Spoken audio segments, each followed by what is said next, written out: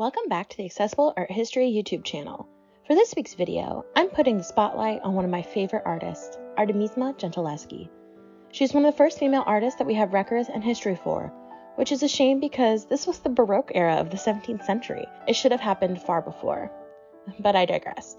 Gentileschi is one of the greatest artists of all time, in my humble opinion, because she used her art to speak for her gender, regardless how painful it was to relive her traumas. So to learn more, keep on watching. One quick note before we get started. I wanted to give a trigger warning for this video. I will be discussing sexual assault in one of these segments. If this is something that affects you, I recommend skipping this one. Artemisia Gentileschi was born in Rome on July 8, 1593. She was the oldest child and only daughter of Prudencia di Ottaviano Montone and Orazio Gentileschi. Her father was a painter from Pisa, but moved to Rome to pursue his career. He found success in the Eternal City, where he learned from his friend Caravaggio. Sadly, Prudenzienza died in 1605.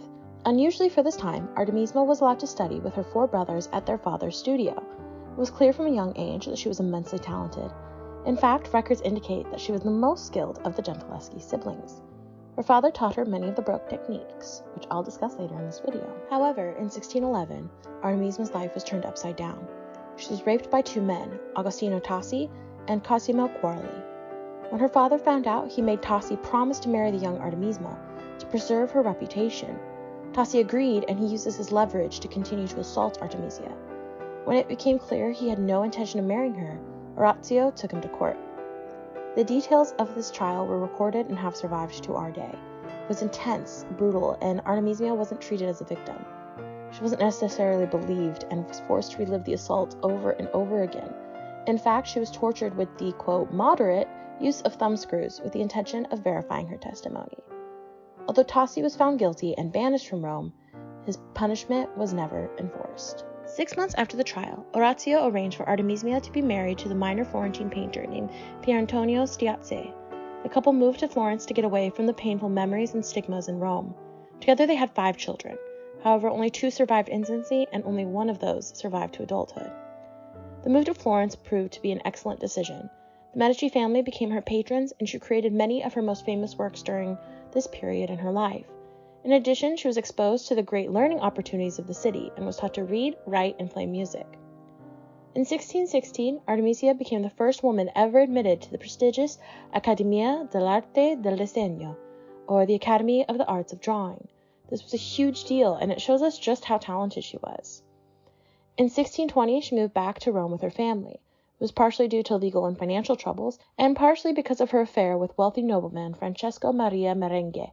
However, despite these troubles, Artemisia found equal success in Rome. After 1623, there are no surviving records of her husband, so historians assume that he passed away at this point in history. Eventually moving to Venice and Naples, Artemisia continued to find success.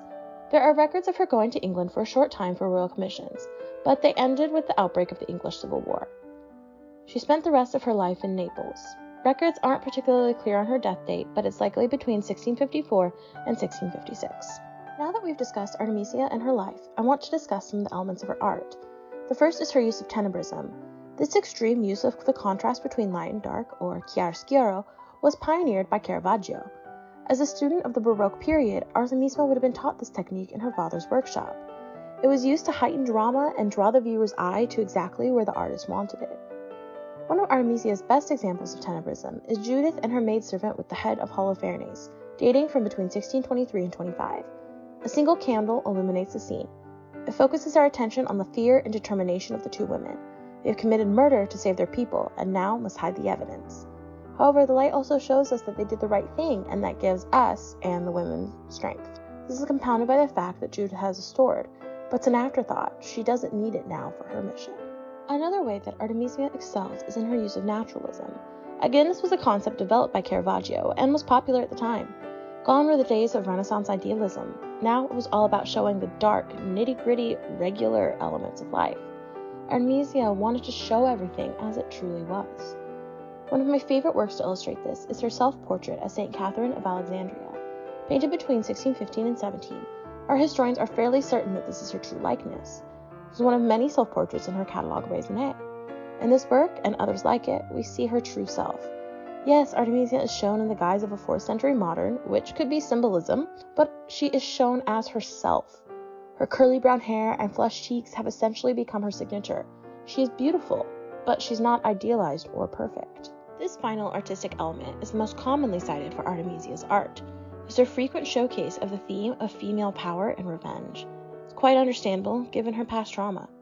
In a time where women were treated like second-class citizens, this was one of the only outlets that she could express herself and her pain. However, we see a bit of healing as well because the women are always in a place of power. It's an early form of feminism and female power. One of the most cited examples of this concept is Judith slaying Holofernes. She painted several examples of this biblical story, but this is her earliest version from 1612 to 13. In this piece, we see Judith, the Old Testament heroine, as she slays the general Holofernes to save her people. She has no hesitation or fear. She tightly grips the general's hair and severs his head as a river of blood gushes forth. But she isn't alone. Her maidservant holds the general down so that Judith can complete her mission. This work shows Artemisia and the world that she held power to change her situation. Yes, she didn't necessarily get justice, but she did make a name for herself and was revered by art historians. Artemisia Gentileschi is not only one of the greatest female artists of all time, but one of the greatest artists of all time. I consider her to be one of the greats because she turned her trauma into beauty and inspiration for generations of female viewers. This is especially remarkable given the time period where it was rare for women to be artists.